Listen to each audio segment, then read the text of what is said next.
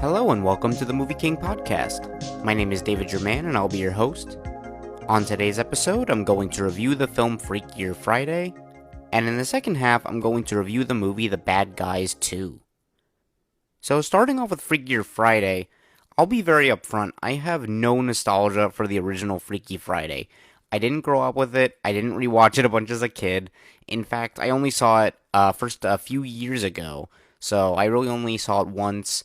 And I do think it's a very fun and funny movie. Jamie Lee Curtis and Lindsay Lohan are very enjoyable together and give great performances. And after all this time, we are getting a sequel. And did anyone ask for it? Probably not. But here it is. And is it any good? Well, the short answer is no. The long answer is it's kind of complicated. See, there are elements of this movie that I really enjoyed. Seeing Jamie Lee Curtis and Lindsay Lohan again was great. They both do a great job and once again give great performances. They're clearly having a lot of fun, and I think we see them together in this movie even more than the first. Like, I don't remember them being, like, side by side a ton in the first film.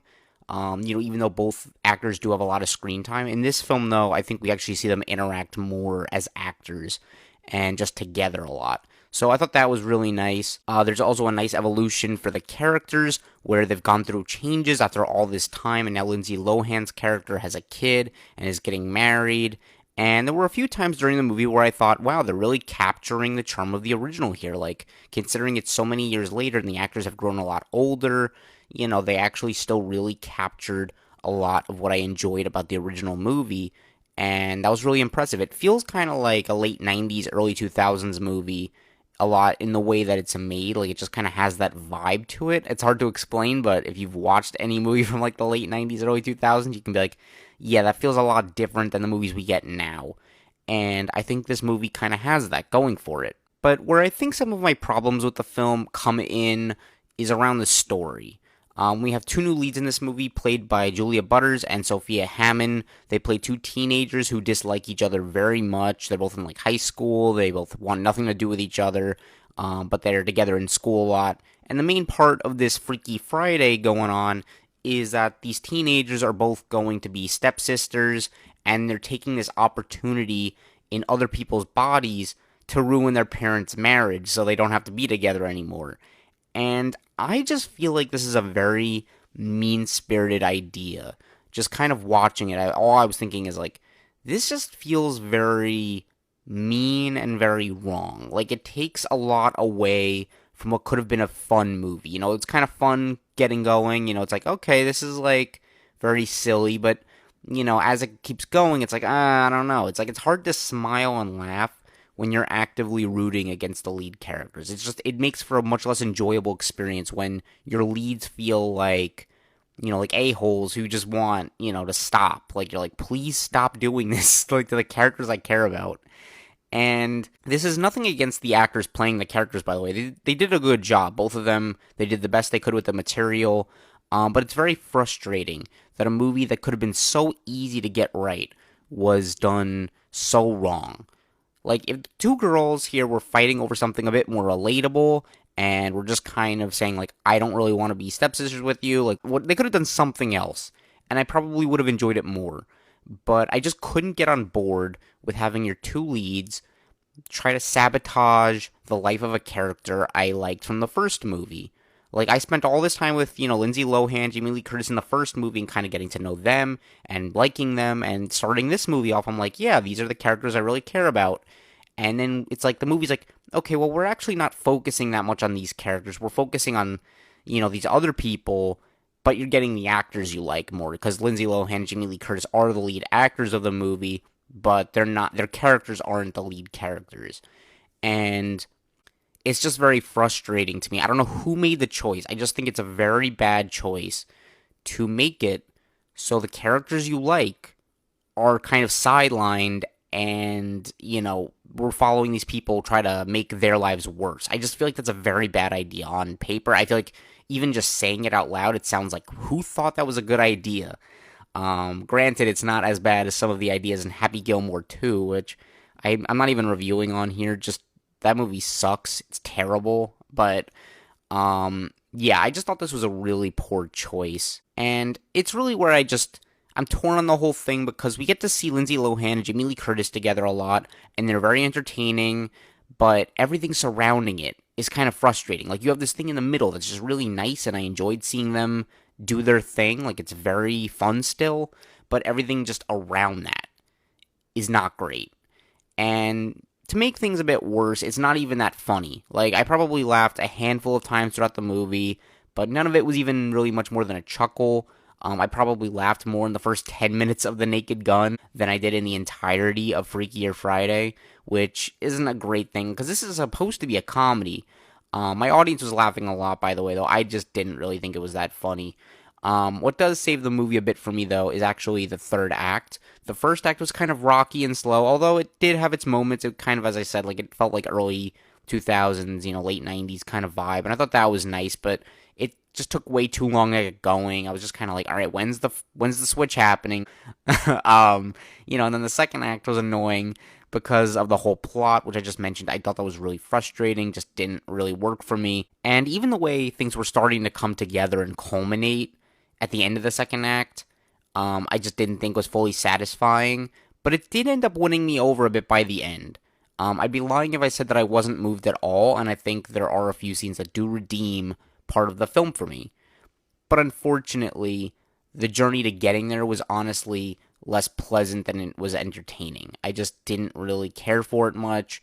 I found myself frustrated a lot of the time and not really able to have much fun with it. I don't know if that's just me or what, but this movie just wasn't nearly as entertaining as I think the first film is. It wasn't as clean as the first film is in like its structure and what's going on. And, I also want to note that this movie has 4 characters in different bodies versus only 2 in the first film. That's kind of what I'm trying to say, like, by clean. Like, I don't think it's a bad idea on paper to have so many characters, but I will say that it felt a lot more confusing than it needed to be. Like, the first movie, you just had 2 people switch, very clear who's who and what's going on. In this movie, though, like, one example of what I was frustrated by is that one of the teenagers has a British accent, and I'm not sure why, but the movie decided that after the British girl switched bodies and went into someone else's body, she wouldn't keep her accent anymore. Like, in the other body, she wouldn't have her British accent. And in other words, the accent would then belong to whoever ended up in the teenager's body and not in the new one. I know that sounds a little confusing, and that's because it is. It's just a very overly confusing idea that, like, okay, because now the person who didn't speak in a British accent before is speaking in a British accent. I just don't get the thought process behind a lot of this movie. It feels very lazy, and it feels very just annoying in the way it goes. Like, I'm just like, what were you thinking here? Like, that doesn't make any sense. I don't know. I don't want to sound as mean as I am with this movie because it's not a bad movie. I was very disappointed by Freakier Friday, but it's not an outright bad film. And to be fair, my audience was really enjoying it, so clearly there is an audience out there who does like this film. But for me personally, this just didn't click in the way I was hoping it would. I think the first movie is quite entertaining and fun. I do genuinely like that first film quite a bit and would recommend it if you haven't seen it already. But this new one feels more like a Disney Plus movie that was rushed along and then put in the theaters to make some money. And because of that, I just can't recommend paying to see this movie in theaters. It really feels like something you could easily watch at home and still get the same enjoyment out of it. If you have a movie theater subscription, then it's a different story. Like, if you have A-List or Regal Unlimited and you don't have to pay for a ticket, then sure, go see it in a theater. Doesn't matter. But even so, I think there are still a lot of better options for stuff to see, and I just can't really recommend this film. So I'm going to give Freakier Friday a C. Alright, and moving on to the bad guys 2, I will always root for DreamWorks Animation. More than a lot of animated studios, I feel like they continue to take bold risks and creative swings. And whenever they have something new that's coming out, I tend to get very excited, unless it's something like Gabby's Dollhouse, which I have literally no interest in seeing. That movie looks quite bad, but generally speaking, DreamWorks Animation, I love them. They kind of take a lot of risks, and some of them don't pay off. Like, I think they have, Boss Baby, which I think most people would argue isn't their best movie, but then they have something like, How to Train Your Dragon, or Puss in Boots: The Last Wish, or The Wild Robot, which is just incredible. And the bad guys is interesting. When the first movie came out, I didn't have all that much interest in it. I thought it looked very kiddie and not all that funny. But when I saw it, the movie turned out to be a very big pleasant surprise. It's not a movie that I would call amazing or anything, but it's definitely fun, it's entertaining, and it packs a lot of laughs. I actually even just rewatched it not that long ago, and I'd say it holds up very well. It's very silly and very fun. I love the cast. The whole team has great chemistry. Sam Rockwell, Mark Mormon, Aquafina, Craig Robinson, Zazie Beetz, and Anthony Ramos. They're all great and excellent in these roles. Spoiler alert, they're all once again great in the sequel. But when the second movie was coming out, I just can't say I was all that excited for it. Even after liking the first one, I never felt the need to rewatch it. And it's been 3 years since it came out. It's been a long time. And the trailers for this new one just didn't look great either. I felt similar to when the first one came out. I was just like, it's coming out. I'm not really excited for it. I'm not like not excited for it, but I'm not really urging to watch it. And frankly, the thing that got me the most excited for this movie is the short film they had in front of Dogman. That was a really funny, like kind of 5-minute short. And it reminded me of why I like these characters. And that kind of did better than the trailers of like making me kind of be like, oh yeah, I really did enjoy the first movie and I should go see this. So it really shouldn't have been a pleasant surprise, but I have to say that despite my expectations being fairly low for this movie, I don't know why, but I was just really shocked by how much I enjoyed it. Like, it's just so much fun. First off, I want to talk about the animation here, which is stunning. It's probably one of DreamWorks' best-looking movies, maybe just behind The Wild Robot or How to Train Your Dragon 3. Puss in Boots: The Last Wish is definitely up there as well, but there are just some shots here in this movie, man, that had my jaw open from how breathtaking it was. I was like, wow, this looks really, really great. And it's also super stylish, which I love. There's a lot of nice details and colors, and the scale feels huge.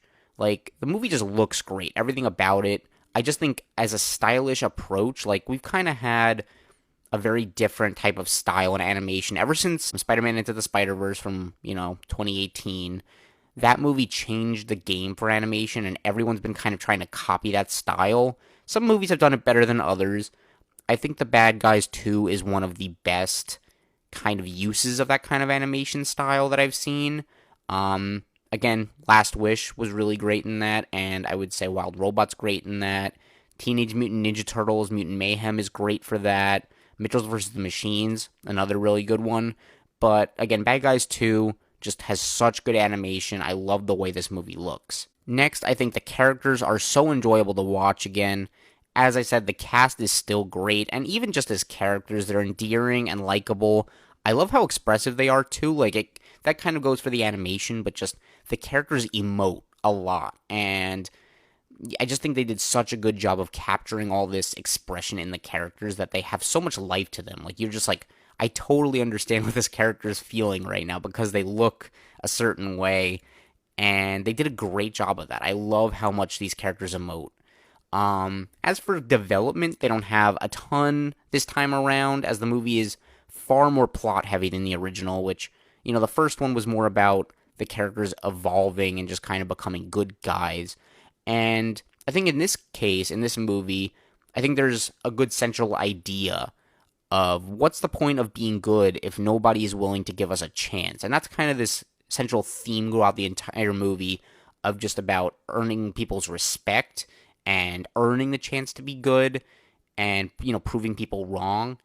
And that was kind of the overall arc of this movie. Like, there's not really much character development for a specific character, but there's a nice arc for everyone.